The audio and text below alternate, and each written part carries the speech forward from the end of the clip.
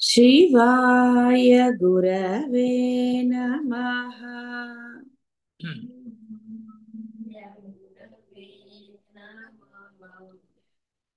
शिवाय गुरवे नमः।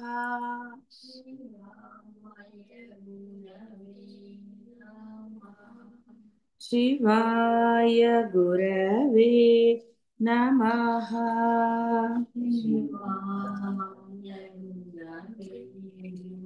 शिवाय गुरवे नमः।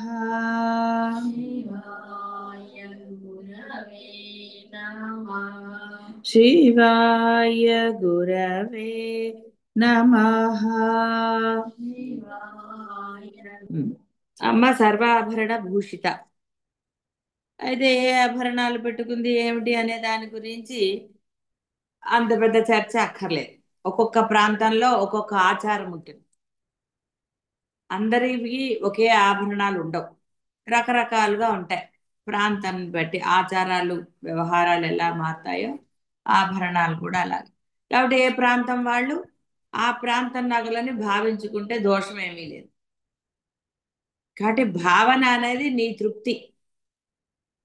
ఆ ఆభరణాలు అమ్మకి అలంకరింప చేసుకోవాలి. భావనలో ఇదేముందండి, చక్క బ్రహ్మాండమైన ఆభరణాలు పెట్టచ్చు. బాహ్యంలో పెట్టాలంటే కష్టపడాలి, కానీ భావనలో ఆభరణాలకి లోటేమి. కాబట్టి హాయిగా చక్కగా మీకు తెలిసిన ఆభరణాలు హాయిగా పెట్టుకోవచ్చు. కాబట్టి ఆవిడ సర్వాభరణ భూషిత.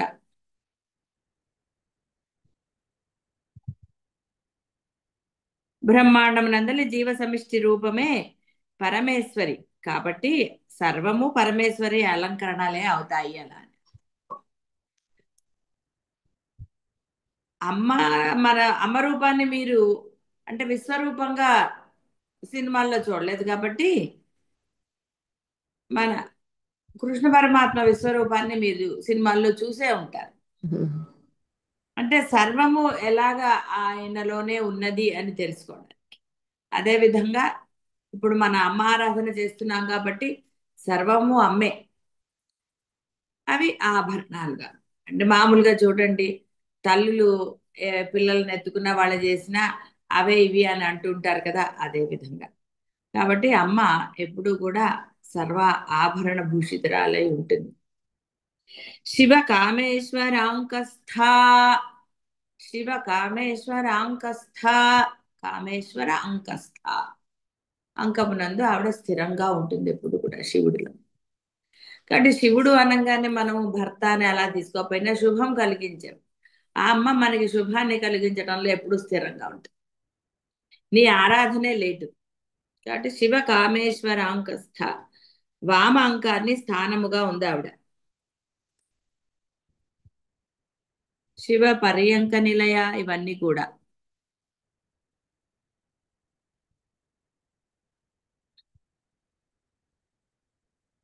ఇది తత్ హృదయం మనశ్చేతి తత్ సంజ్ఞానం విజ్ఞానం ప్రజ్ఞానం మేధాదృష్టి స్మృతి మతి మనీషా జాతి స్మృతి సంకల్ప.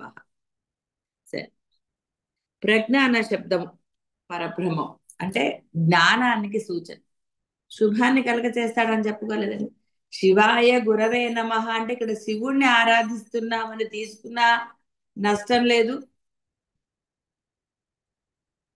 శుభాన్ని కలగజేసేవాడే గురువు అన్న అర్థాన్ని తీసుకున్నా కూడా దోషం లేదు. అజ్ఞానాన్ని రూపుమాపేవాడు అని తీసుకున్నా నష్టం. సంస్కృతంలో, తెలుగులో కూడా కొన్ని అర్థాలు ఉన్నాయి, లేవనడానికి లేదు. కానీ మనం ఒక సంస్కృత పదాన్ని తీసుకున్నప్పుడు, వాక్యాన్ని తీసుకున్నప్పుడు ఆ యొక్క శివ శబ్దానికి ఎన్ని అర్థాలు ఉన్నాయో ఈ వాక్యాన్ని మనం దానితోటి అనుసంధానం చేసుకోవచ్చు. శివుణ్ణి గురువుగా భావించనువచ్చు. అలా మనం ఆ శివాయ గురువే నమః దానికోసం తీసుకున్నాం. ఎందుకంటే మన ఈ ప్రవచనం అనండి, అద్వైత ప్రవచనం అనండి, మనం చెప్పుకునేది ఏదైనా సరే మీలోని అజ్ఞానాన్ని నశింపజేయడానికి మాత్రమే. ఇదేం కాలక్షేపం కబుర్లు కాదు. ఈ అమ్మ గురించి చెప్తున్నా కూడా అమ్మ గురించిన ఆ ప్రజ్ఞానం, ఆ జ్ఞానం బాగా కలిగి అమ్మయందు ఇంకా శ్రద్ధాభక్తులు పెరిగి నీవే శరణం అని మీరు ధ్యానించడానికి. అప్పుడు అయితే ఇక్కడ మీరు అనుకోవచ్చు, అమ్మ చేస్తే వేరేది చేయకూడదు అది ఇదని. ఎలా చేసినా నష్టమే లేదు, కానీ అభేదం చూసుకోండి. అమ్మని ఆరాధించినా, కృష్ణ పరమాత్మని ఆరాధించినా, శివుణ్ణి ఆరాధించినా, ఎవరిని ఆరాధించినా వాళ్ళు వేరు వేరు అని భావన చేయకండి. అందరూ ఒకటే. చెప్పాం కదా నిన్న, నాన్న, తమ్ముడు, అన్న, ఇలా ఎవరైనా వాళ్ళందరూ ఒకటే మనిషి. బంధం మారింది, ఇది అంతే. మీరు రాముడు అనగానే ధనస్సు పట్టుకుని వస్తాడు, కృష్ణుడు అంటే నెమలి పింఛం పెట్టుకుని వస్తాడు. బ్రహ్మమే అన్ని రూపాలు పొందుతాడు. ఈ రూపాలన్నీ కూడా మీకన్నా ఉన్నతమైనవి. ఏవి కూడా మీరు మామూలుగా భావించడానికి వీల్లేదు. అన్నీ కూడా ఉన్నతమైనవే. కాబట్టి వారు అంటే సర్వ సమర్థులు కాబట్టి బ్రహ్మ, మీరు ఏ రూపంతో ఆరాధిస్తే ఆయన ఆ రూపాన్ని వేసుకుని వచ్చేస్తారు. మీరు వేషాలు వేసుకోవడానికి సమయం పడుతుందేమో కానీ ఆయనకి మీరు గణేష అంటే గణేష రూపంలో వస్తారు. గణేషుల్లో కూడా అనేక రకమైన గణేషులు ఉంటాయి, చాలా రకాలు. విష్ణుమూర్తి 10 అవతారాలు ఎలాగో గణేశుడికి బోల్డు ఉన్నాయి, శివుడికి ఉన్నాయి. అందులో శ్రేష్టమైనది అర్ధనారీశ్వరం అంటారు. అమ్మకి ఉన్నాయి. ఈ విధంగా వారిలో ఎప్పుడూ కూడా భేదం లేదు, అందరూ కూడా ఒకటే. చెప్పండి, లడ్డూ చేసినప్పుడు పెద్ద లడ్డు అయినా చిన్న లడ్డు అయినా ఏదైనా సరే అంతా అదే టేస్ట్. మీరు ఏ భాగంలో తీసుకున్నా కూడా ఆ యొక్క టేస్ట్ అలాగే ఉంటుంది. కుండ పూజ ఇలా రకరకాలుగా తయారు చేసిన మూలం మట్టే. మట్టి నుంచే తయారవుతుంది, వివిధ రూపాలుగా తయారవుతుంది మనిషి బంధాన్ని బట్టి. అలాగే ఈ బ్రహ్మము నీ ఆరాధనకి తగిన విధంగా రూపం తీసుకుని వస్తాడు.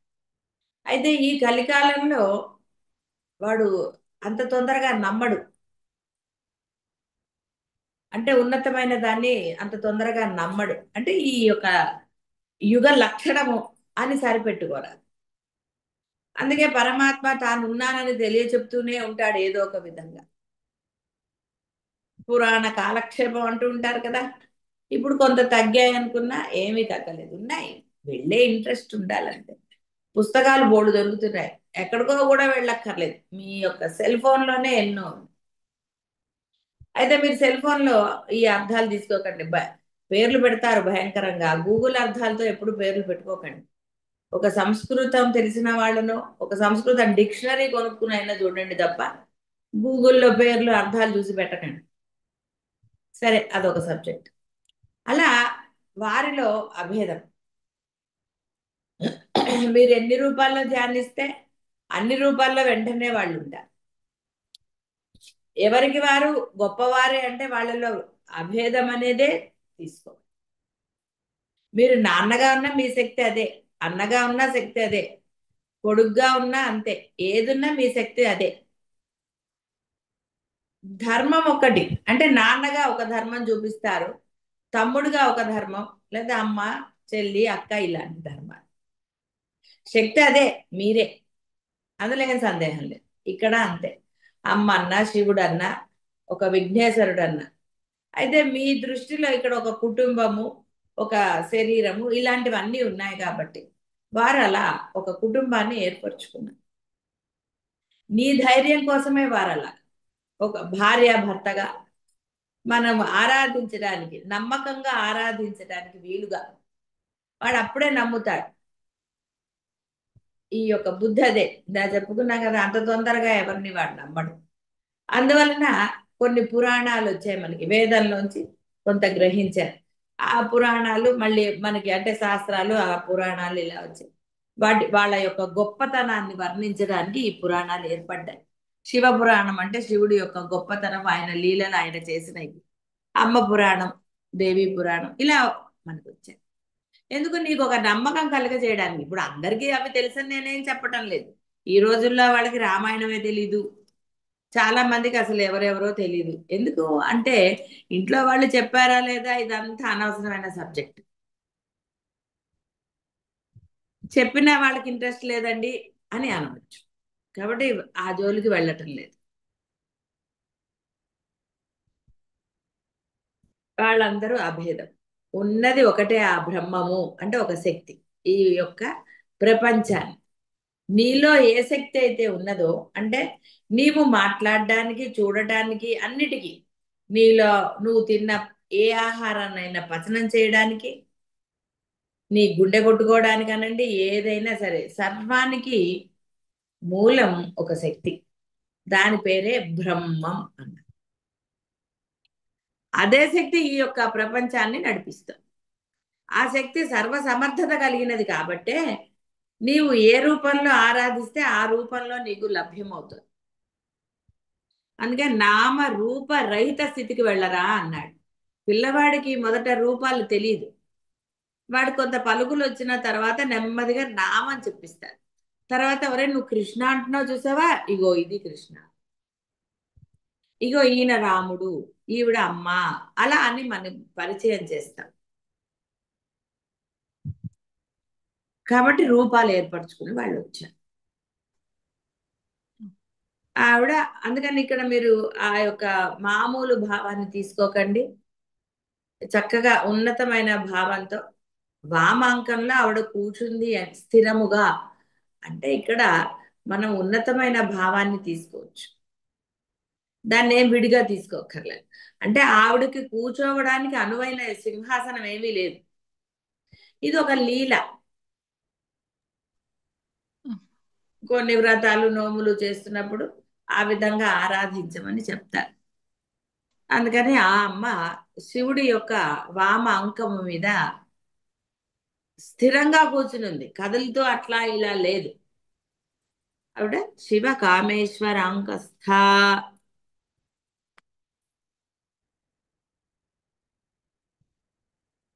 కమనీయత్వాత్ కామః. మనోహరమైన రూపం కలవాడు శివుడు. యథేచ్ఛమైన రూపాన్ని ధరించిన వాడు. ఏది ఇష్టమైతే ఆ రూపాన్ని ధరిస్తాడు. నీవు ఎలా భావన చేసినా నీకు దొరుకుతున్నాడంటే అదే కదండి. భక్తుడు అలా పిలవగానే ఆయన ఆ రూపాన్ని మార్చుకోగలిగే శక్తి ఉన్నవాడు. ఈ యొక్క క్షమ్యత, ప్రపంచ ఆవిర్భావాన్ని కోరుకున్నవాడు అంటే ఈ సృష్టికి కారణమైన వాడు అని అర్థం. కాబట్టి ఆయన్ని ఈశ్వరుడు అన్నారు. పాలించేవాడు ఈశ్వరుడు కదా. ఇక్కడ ఎక్కడ ఆవిడ కూర్చున్న దాని గురించి ఏవో వాళ్ళ లెక్కలు ఉంటాయి. ఆ లెక్కల్లో చూపించారు ఇలాగా. కాబట్టి ఆవిడ శివ కామేశ్వర అంకస్థ. ఇవన్నీ కూడా ఈ వర్ణం.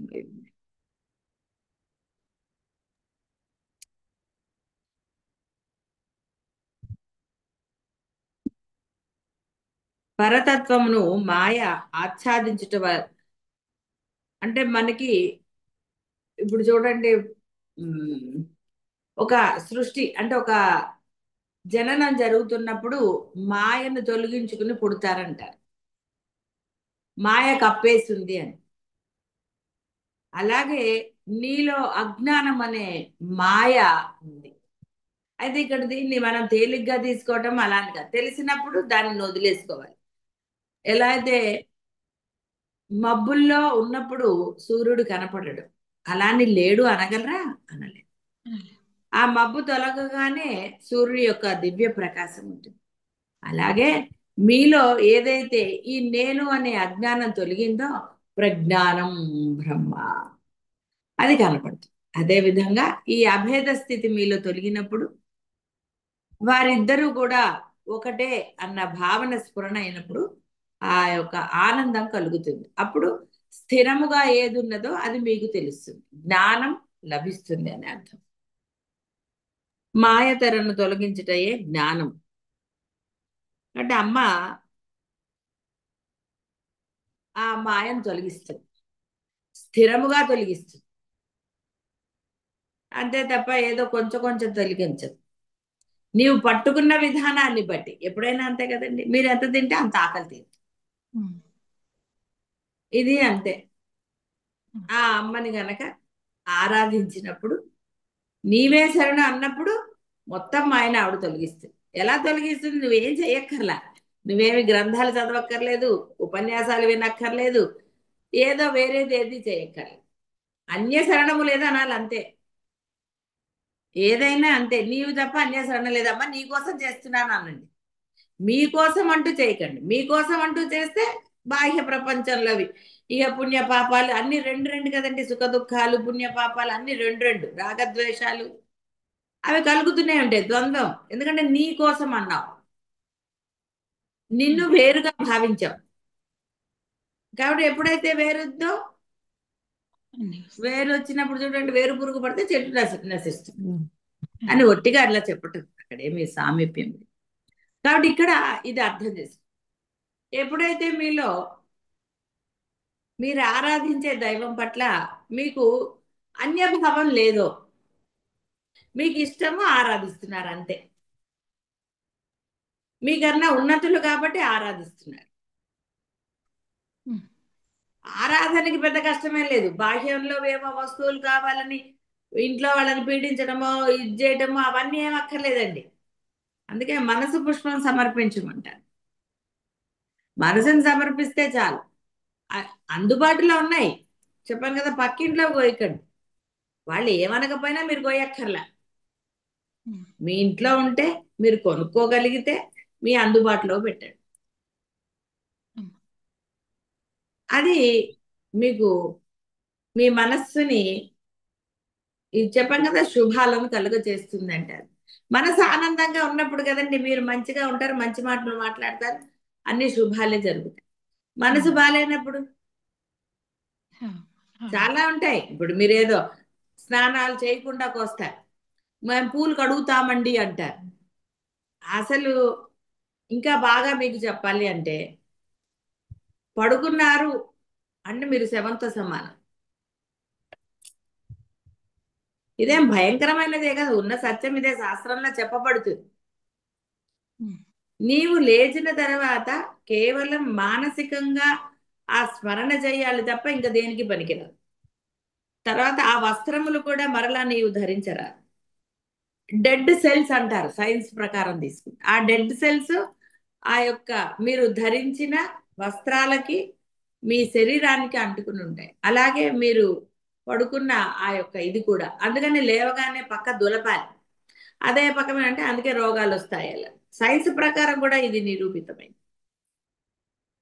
ఒక్కసారి మీరు పడుకుని లేస్తే ఏదో 5 నిమిషాలు 10 నిమిషాలది కాదు పగలు, ఆ రాత్రి అనేది మనకి ఏర్పరిచారు, పగలు రాత్రి. ఆ రాత్రి మీరు పడుకున్నప్పుడు మీరు కలత నిద్ర పోయినా ఏది పోయినా ఎక్కువసేపు పడుకుని కాసేపు మీకు తెలియని స్థితిలోకి మీరు వెళతారు. శవం కూడా అంతే కదండి, తానెవరో తానికి తెలియని స్థితి. కాబట్టి ఇక్కడ ఏం నిర్ణయం జరిగింది అంటే, ఈ రాత్రి పడుకున్న తర్వాత సూర్యోదయాత్ పూర్వం లేవాలన్నారు. సరే తర్వాత వెళ్ళేస్తారు దాన్ని. కానీ అప్పుడు ఆ వస్త్రాలను మరలా మీరు ధరించరాదు. అసలు ఆ వస్త్రాలతో ఏ పని చెయ్యరా. అగ్ని, వంటింట్లో స్టవ్ అంటే దాని దగ్గర కూడా వెళ్ళకూడదన్నారు. అగ్ని అత్యంత పవిత్రం. సరే ఏదో టీలు తాగందే పని జరగదన్నారు. అలా కొన్నిటికి అంటే ఎక్సెప్షన్ శాస్త్రం వల్ల మీరు ఇచ్చుకున్నదే. అందుకని పక్క నుంచి లేచారు అంటే ఆ పక్క దులపాలి, ఎందుకంటే దాని మీద డెడ్ సెల్స్ ఉన్నాయి. అందుకనే మంచాల మీద కూర్చుని తినరాదు, ఇలాంటివన్నీ ఎన్నో చెప్తూ ఉంటారు. అది దులపాలి, వెళ్ళి నువ్వు పరిశుభ్రం అయిపోవాలి. అప్పుడు మాత్రమే నీ మనసు హాయిగా ఉంటుంది. మీకు తెలిసిందే స్నానం చేస్తే ఎంత హాయిగా ఉంటుందో. కొంతమందికి బద్ధకంగా చెయ్యను అంటారు. ఏమంటే అమెరికా వాళ్ళు చెయ్యరు కదండి. నీకు అమెరికాతో ఏమిటి సంగీతం, అక్కడ చలి కొట్టుకుపోతారు, మీకు అంత చలి లేదుగా. అసలు అవన్నీ ఎందుకు నీకు ఇవన్నీ చెప్తుంటే. కాబట్టి నువ్వు లేచిన తర్వాత శవంతో సమానం. మరి శవం అలా తిరగచ్చండి, తిరగకూడదు కదా. అందువలన ఆ యొక్క శుభ్రత సూచించబడింది మన హిందూ ధర్మం. ఇది అందరికీ వర్తించేదే, ఎవడైనా జీవుడే కదా. లేవగానే కాసేపు నామస్మరణం ఏదో కాసేపు ప్రశాంతంగా కూర్చుని వెంటనే వెళ్ళి ఆ శరీర ప్రక్షాళన చేసుకుని తీరాలి. ఎందుకంటే ఆ డెడ్ సెల్స్ మీరు చేసుకునే వంటల్లో పడచ్చు, ఏదైనా జరగచ్చు. అక్కడ డెడ్ సెల్ నీకు కనపడదు. ఇప్పుడు డాక్టర్లు ఉన్నారు కదా ఇప్పుడు ఇందులో సత్సంగంలో, డాక్టర్లకు తెలుసు డెడ్ సెల్స్ ఉంటున్నాయో లేదు. ఏమి శాంత, డెడ్ సెల్స్ ఉంటాయా? ఉందా శాంత ఇవాళ? శాంత భారతి. ఉమ్? శాంత శ్రీమాత ఆ, లాగినాయరమ్మ. ఉంటాయి ఉంటాయి ఉంటాయి ఉంటాయి మాత, ఆ, అది. ఉంటాయి. ఉంటాయి. కాబట్టి అవి అనారోగ్య సూచితములు కదా, ఉమ్. అందుకనే అలా చెప్తారు. మనసు ఇదిగా ఉంటుంది అని. ఇవన్నీ మనకి చెప్పినవే. ఎక్కడా కూడా ఈ సైన్స్ లేని శాస్త్రం మన దగ్గర ఏమీ లేదు. ఇప్పుడు మళ్ళీ కొత్తగా కనుక్కున్నారని చెప్తున్నారు తప్ప ఇవన్నీ చెప్పినవే. అందుకనే స్నానం చేయడం, వంట చేస్తున్నప్పుడు మడి ఆచారం అంటే ఏమిటి అర్థం? నువ్వు ఆ పరిశుభ్రంగా చక్కగా నామస్మరణ చేస్తూ వంట చేయరా? ఆ వంట చేస్తే అది తిన్న వాళ్ళు ఆరోగ్యంగా ఉంటారు. అందుకని మడి ఆచారం. ఎలాగైతే కొంత అశౌచం ఉంటుందో, వాళ్ళు ఇప్పుడు ఒంట్లో బాగాలేని వాళ్ళు నువ్వు అంత పడుకోరా మాట్లాడకుండా అని చెప్పరండి మీరు. తిరక్క అంతా దగ్గర పడుకునుండు అంటారు. అదేవిధంగా ఈ అశౌచాలన్నీ స్త్రీలవనండి, ఇంకోటనండి, ఏదైనా సరే ఇవన్నీ కూడా శాస్త్రం అందుకే చెప్పబడింది. అంతేగాని వాటిని ట్రాష్ అను అజ్ఞానం అను కొట్టేస్తారు. ఏం తప్పు లేదంటారు. సరే, కాబట్టి ఇక్కడ మనకి శుభాలను కలుగజేసేవాళ్ళు అని అర్థం. శుభం ఎప్పుడు జరుగుతుంది? నీ మనసు శుభ్రంగా ఉంటే శుభం జరుగుతుంది. అందుకని ఈ శుచి, శుభ్రత ఇలాంటివన్నీ చెప్పారు. అప్పుడు మీరు కూడా స్థిరంగా ఉంటారు, ఆనందంగా. అదే శివ కామేశ్వర అంకస్థ. మీ ఇచ్చే శుభమై ఉంటుంది కాబట్టి మీరు స్థిరంగా ఉంటారు. కాబట్టి మీకు అన్వయించుకున్న అక్కడ శివుడు, కామేశ్వరుడు, లేకపోతే అమ్మవారు ఎక్కడో లేరు, మీరే. ఈ విధంగా ఉంటే మీరే. లేకపోతే తత్వమసి అని ఎందుకుంటారు? ఏదైతే ఉన్నదో అది నీవేరా. తత్ త్వం అసి. తత్ ఏదైతే ఉందో త్వం నీవు, అసి అయి ఉన్నావు. అవుతావు అనలేదు, అయి ఉన్నావు. అహం బ్రహ్మ అస్మి, అయి ఉన్నాను, డిక్లరేషన్ అక్కడ. కాబట్టి ఇక్కడ అమ్మ నామాలు కూడా శివ, ఇది కూడా చాలా గొప్ప నామం. శివ సంస్కృతంలో స్త్రీలింగానికి దీర్ఘం ఉంటుంది.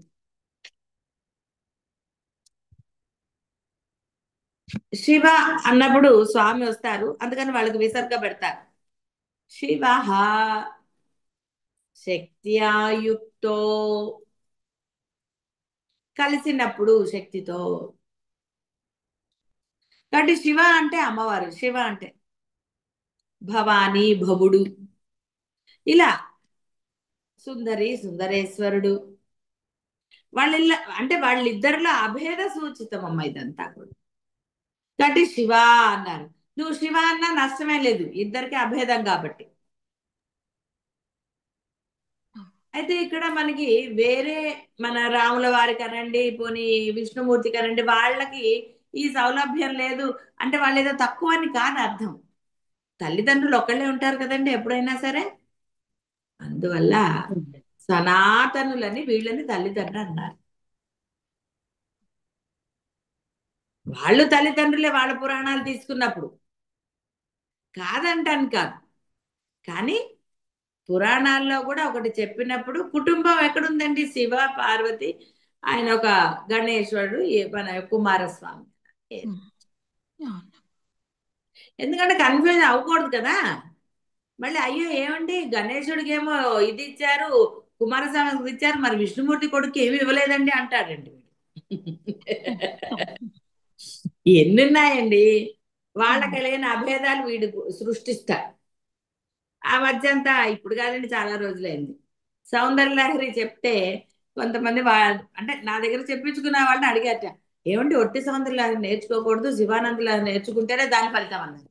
పాపం వాళ్ళు వచ్చి ఏమండి అన్నారు, ఎందుకండి అంత కంగారు, నేనే శివానంద లహరి నేను ఇది చేసుకోలేదు, నేను బానే ఉన్నాను కదా అన్నారు. అంటే వాళ్ళు ఏదో పురుగు తొలుస్తుంది వాళ్ళకి. ఏదో ఒకటి అనాలి. అక్కడ శివశక్తి ఆయుక్తం అని ముందే చెప్తే మళ్ళీ శివానంద లహరి నేర్చుకోకపోతే సౌందర్య లహరి వేస్ట్ అని ఏమిటండి? చెప్పాను కదా, ఇప్పుడు లలిత అమ్మవారి స్తోత్రం, ఈ స్తోత్రం చదివేసి ఫలశ్రుతి చదవకపోతే అంటారు. అలాగే విష్ణుమూర్తి ఏంటంటే విష్ణు స్తోత్రం చదివేసుకున్న తర్వాత లక్ష్మీ అష్టోత్తరం చదవాలండి, లేకపోతే ఆయన కోపం వస్తుంది. అరే వాళ్ళ అభేదం, వాళ్ళ శక్తులు అలా అని చెప్తుంటే వీళ్ళ కోపం వస్తుంది, వాళ్ళ కోపం వస్తుంది అంటారే. ఎంత రాబోస్తుంది వస్తుంది, ఎంతే అజ్ఞానం. ఈ అజ్ఞానం పోవాలి. నా చెప్పలేదు, అజ్ఞానం తొలగిస్తుంది ఆవిడ. కాబట్టి ఇక్కడ అది ఒక కథ కూడా ఉంటుంది. ఒక అతను అమ్మవార్ల అంటే జ్యేష్ఠాదేవి అంటారు, లక్ష్మీదేవి యొక్క అక్క లక్ష్మీదేవి. జ్యేష్ఠాదేవి అంటే అందరికీ తెలుసు కదా. అయితే ఒక భక్తుడి ఇంటికి ఇద్దరు వచ్చారట. మా ఇద్దరిలో నీకు ఎవరు ఇష్టం అని అడిగారట. ఇప్పుడు అతనికి సంకట పరిస్థితి ఏర్పడింది. ఎందుకంటే జ్యేష్ఠాదేవి కోపం వస్తే ఐశ్వర్యం అంతా ఆవిరే. ఐశ్వర్యం అంటే శుభం అంతా పోతుంది. లక్ష్మీదేవి ఆవిడ ఇష్టం అంటే ఈయనవాడు కోపం వస్తే, ఈవిడ ఇష్టం అంటే ఆవిడ కోపం వస్తే ఎట్లా అని కొంచెం ఆలోచించారు. చాలా తెలివిగా, అమ్మా జ్యేష్ఠాదేవి పెద్దది కదా, అమ్మ నీవు అలా వెళ్ళిపోతూ ఉంటే ఈ గుమ్మంలోంచి, వెనక గుమ్మం నుంచి చాలా అందంగా కనపడతావు తల్లి. అమ్మ లక్ష్మి, నీవి మేను గుమ్మంలోంచి వస్తుంటే ఎంతో అందంగా ఉంటావు అన్నట్టు. మరి జ్యేష్ఠాదేవి వెనక గుమ్మం నుంచి వెళ్ళిపోవాలి, ముందు గుమ్మం నుంచి లక్ష్మీదేవి రావాలి. ఆ భక్తుడు తెలివి గలవాడు కాబట్టి అలా సమాధానం చెప్పాడు. ఇద్దరు తృప్తి పడి వెళ్ళిపోయారు. ఎవరికి కోపం రాలి. ఇది కూడా శుభమే. స్ఫురణ రావటం శుభం అండి. కరెక్ట్ మాట స్మరణ రావటం కూడా శుభమే, శుభమే ఆ సమయానికి. అలా కాకుండా ఏదన్నా అన్నాడు అనుకోండి, పాప ఆ భక్తుడి పరిస్థితి ఏమిటి? ఇదొక లీలగా చెప్తారు మనకి. ఇట్లా అంటే ఆ శుభం అంటే ఏమిటి, అభేద స్థితి ఏమిటి అని. అలా ఇక శివ, అందుకని వీళ్ళకి కుటుంబం ఏర్పరిచారు అంటే వాళ్ళకి లేదని అలా అనడానికి. మరి ఈయనేమో మంచు కొండల్లో ఉంటాడు, ఆయనేమో సముద్రాల్లో ఉంటాడు, ఎలా కుదురుతుందండి? ఏదైతే ఉన్నతమో వాళ్ళకి అలా ఏర్పరిచారు. ఆయన పాలనాశక్తి కాబట్టి అవతారాలు ఎత్తాడు. ఈయన లయకారకుడు. అలా ఒక్కొక్కరికి ఒక్కొక్క ఇది ఇచ్చారు. ఒక ఆఫీస్ ఉన్నప్పుడు అంతే కదండి, అందరికీ ఒకటే అలా అంటే ఎంత కష్టం అండి. వీడొక్కడే అన్ని చూసుకోవాలంటే కష్టం కదా. అందుకని అలా నీ సౌలభ్యం కోసమే. వాళ్ళకేంటి, బ్రహ్మే అన్ని చేస్తాడు, బ్రహ్మకి ఏం అక్కర్లా. గురువవు భుగ్నవు అని సౌందర్యలహరిలో చెప్తారు. అమ్మవారు ఒట్టిగా ఆ యొక్క కనుబొమ్మల్ని కొంచెం ఇలా అంటుంది, అనంగానే వీళ్ళకి అర్థమైపోతుంది. విష్ణువుకి, శివుడికి, బ్రహ్మకి అర్థమైపోతుంది అమ్మ ఏం చెప్తోందో. అంత మంచి పనివాడు. వెంటనే చేసేస్తాట. అమ్మ నోట్లోంచి మాట ఏం రాదు, ఆవిడ భ్రుకుటి కొంత, దానితోటి వీళ్ళకి అర్థమైపోతుంటే ఏం చేయాలి. ఇదంతా ఒక లీలగా చెప్పారు అంటే అర్థం ఏంటంటే అక్కడ ఎవరి పనులు వాళ్ళు చేసేస్తారు. చెప్పే వరకు ఏమి ఉండదండి. అసలు అక్కడ ఎవరున్నారు, అవి జరిగిపోతూ ఉంటాయి. ఒక మిషన్ పెద్ద, ఇప్పుడు మనకి ఫ్యాక్టరీల్లో ఉంటాయి. ఒక మిషన్ వేసా, ఒక స్విచ్ వేసాను అనుకోండి, ఆటోమేటిక్ గా అన్ని ఏవేవో జరిగిపోతూనే ఉంటాయి కదా. అంతే, ఇది అంతే. ఇక్కడ మిషన్ అంటూ ఒకటే స్విచ్ అంటూ ఏమీ లేదు. బ్రహ్మమే పెద్ద స్విచ్. ఆయన సరే అనగానే సృష్టి మొదలైపోతుంది. టకటక వచ్చేస్తారు, ఎంప్లాయీస్ వచ్చేస్తారు. ఎవరు? బ్రహ్మ విష్ణు మహేశ్వరులు, వీళ్ళందరూ వచ్చేస్తారు. ఎంప్లాయీస్ అంటే వీళ్ళే. ఏదంటే 33 కోట్ల దేవతలు, అష్టదిక్పాలకులు, వాళ్ళందరూ ఆయన ఎంప్లాయీస్ కదా. ఆయన సృష్టించేశాడు. ఇంద్రా నువ్వు ఇది చూసుకో, వరుణ నువ్వు ఇది చూసి అని ఏం చెప్పడు. ఇది కాలం, అది ఆ కాలం, అలా అన్ని ఏం చెప్పరు. వాళ్ళకి అర్థమైపోతుంది అంతే. మిషన్ కి ఏమైనా చెప్తారంటే ఫీడ్బ్యాక్ ఆల్రెడీ అది పెట్టినప్పుడే అన్ని కంప్యూటర్ లో కూడా అన్ని అలా పెట్టేస్తారు కదా. అది ఉంటుంది కాబట్టి ఆటోమేటిక్ గా జనరేట్ అయిపోతూ ఉంటుంది. కాబట్టి శివం కరోతి ఇది శివ సర్వమంగళకారి. పరమేశ్వరి సర్వ కళ్యాణములను, సంపదలను కూరుస్తుంది. సర్వ శుభప్రదము, సర్వాశ్రయం, సర్వ అరిష్ట సమనం, ముక్తిప్రదము, సర్వ శోభనముల కూర్చున్నది కావున శివ. శివునికి అభిన్నమైనది ఒకటి వలన శివ అనబడుతుంది. నిర్గుణుడగు పరమేశ్వరుని సగుణ స్వరూపమే శివ అనబడును. శివుని యొక్క జగత్ సృజన ఇచ్చయే శివ. అంటే వీళ్ళిద్దరూ అభేదం. అర్థమైపోయింది. సర్వారిష్ట సమనము, ముక్తిప్రదము, ఇవన్నీ కూడా మీకు అందరికీ తెలిసిన పదములే.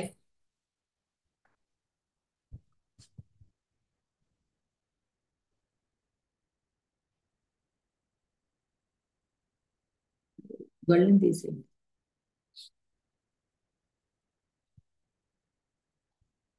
శివ కామేశ్వర అంకస్థమైనది శివ.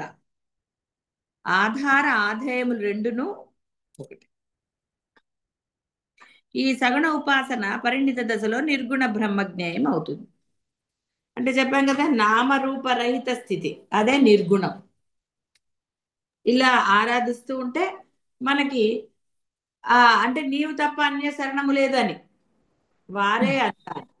మనదేమీ లేదు ఇక్కడ. ఎక్కడ క్రెడిట్ నువ్వు తీసుకోవడానికి లేదు. క్రెడిట్ నువ్వు ఆరాధించే దైవానికి ఇచ్చి తీరాలి. అప్పుడు మాత్రమే ఈ యొక్క నిర్గుణోపాసనకి వెళతావు, లేదా నీకు శుభాలు కలుగుతాయనంటే నీ మనసు స్వచ్ఛంగా ఆనందంగా ఉండగలుగుతావు అన్నాడు. కాబట్టి నీ ధర్మాన్ని నువ్వు చెయ్యి, ఎప్పుడు కూడా అధర్మం చెయ్యకు. ఒకరిని నిరసించటం కానీ విమర్శించటం కానీ అనవసరం మనకి. ఎందుకంటే ఎవరిది వాళ్ళదే. అలాంటివి ఏమీ లేకుండా చక్కగా ధర్మంగా అందరితో ప్రేమగా మాట్లాడుతూ, ఎంతవరకు అంతవరకు అంటారు కదా, అలా ఉన్నప్పుడు నీ ఆరాధ్య దైవాన్ని సర్వకాల సర్వావస్థలందు స్మరణ చేసుకో. నీ యొక్క సమస్యలు అనండి, ఏదైనా అనండి, కష్ట సుఖాలన్నీ వాళ్ళకే సమర్పించు. క్రెడిట్ వాళ్ళదే. కష్టం క్రెడిట్ ఆయిందే, సుఖం క్రెడిట్ ఆయిందే. ఏది నువ్వు తీసుకో.